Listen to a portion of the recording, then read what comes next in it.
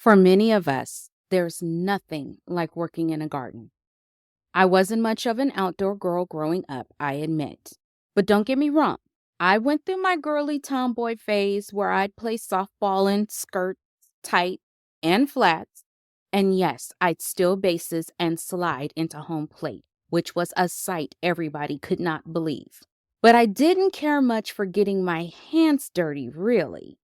As I started getting into gardening around the time of the pandemic and due in part to my husband starting a gardening program at his school, I started to feel a sense of peace and calm while working in the garden.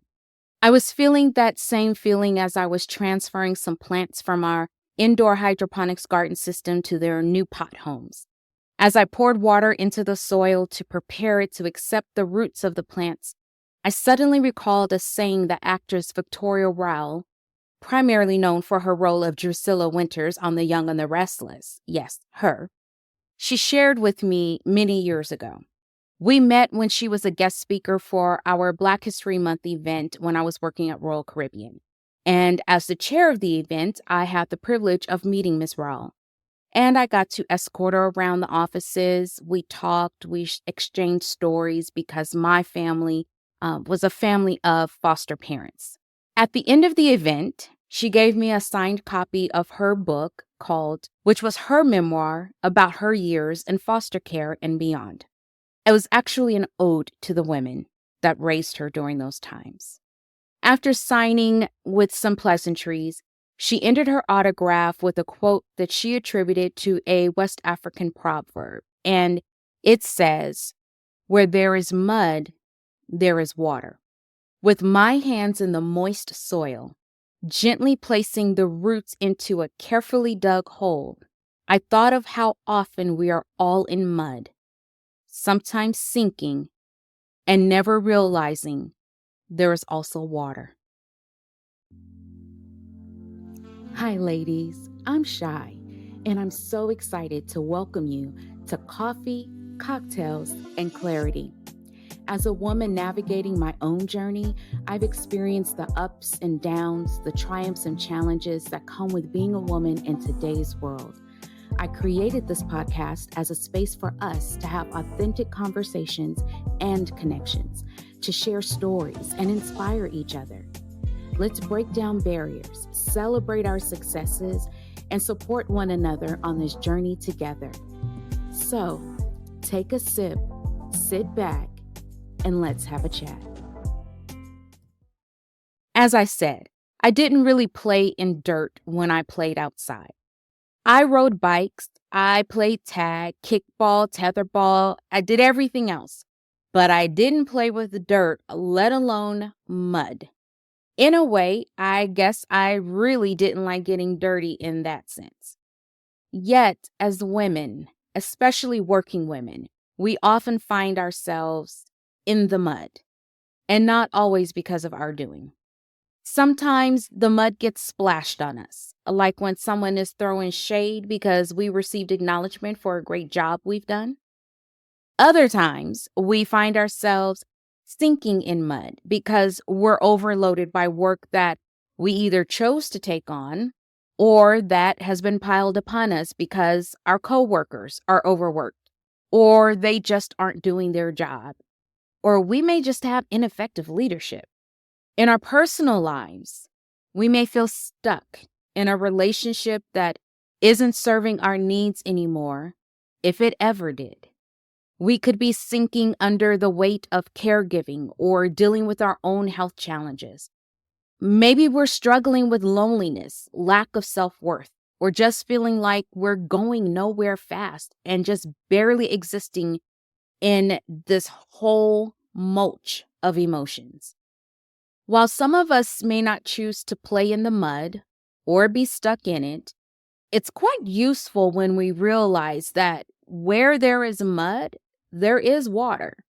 You know, when I made my Cafe Bustelo, decaf of course, in my beverage of choice for today's episode, I looked at the coffee grounds and thought about how they work with water to make the most delectable cup of coffee.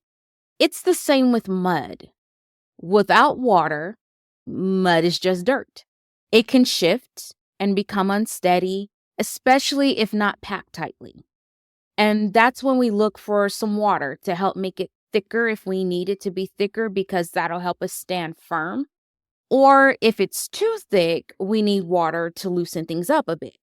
And if we get the consistency just right, then the mud that is made can be beneficial. It's documented that mud baths help to draw out impurities from our bodies, namely the skin. They can help with achy joints and muscles. They can exfoliate the skin and so much more.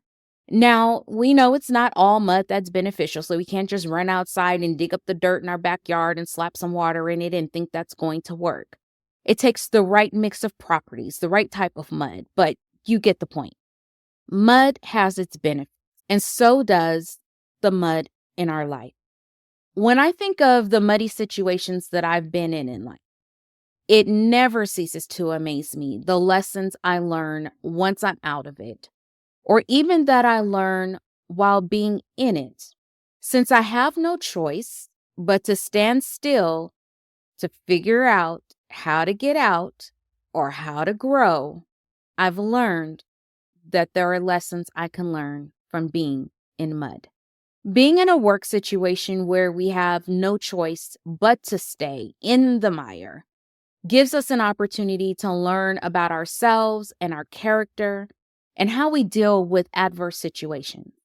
For some of us, we learn that we are stronger than we thought. Perhaps we discover qualities that we did not realize we possessed. It might be endurance, assertiveness, the ability to communicate effectively, or we find we are influential and transformational leaders, able to stand above everything else and help others to grow. In our personal lives, we may discover our self-love and self-worth, which motivates us to leave an unhealthy situation. We may learn to be alone without feeling lonely because our lives are rich and full of genuine friends and a thriving support system. We see the value in being an active part of a community. Through all circumstances, we learn to embrace the fact that nothing is or ever will be perfect. But if there's mud, there's water. That water is our hope that things will get better. That water becomes our lifeline to loosen up the mud that is hardening around us and trying to choke us. The water allows us the room and the space to breathe and be alive. The water lets us know that everything will be okay.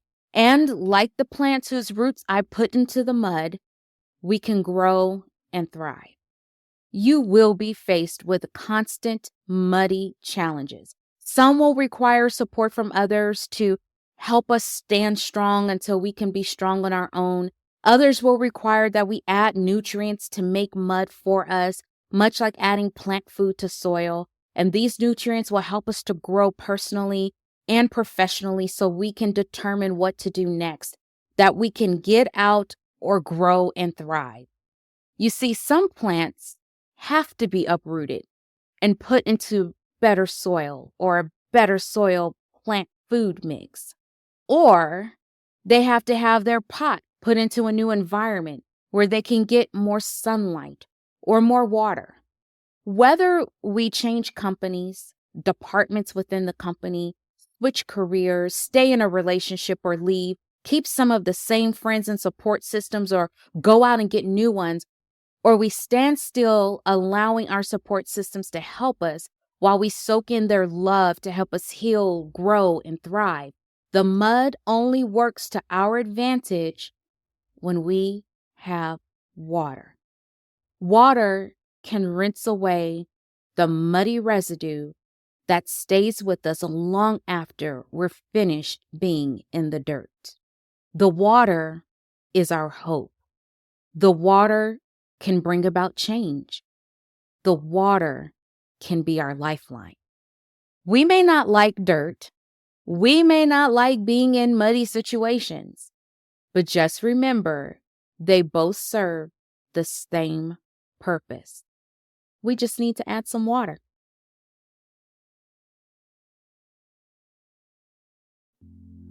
Whether it's our first conversation or we've been talking for a while, thank you for taking the time to chat with me today. While you finish your beverage, take some time to meditate on today's conversation and journal your thoughts and feelings. If you like today's conversation and you haven't already done so, please subscribe to and review my podcast, then download this episode. Don't forget to join my fan page on fanlist.com/coffee cocktails clarity, where you can share your thoughts on the episode, ask questions, or share your story.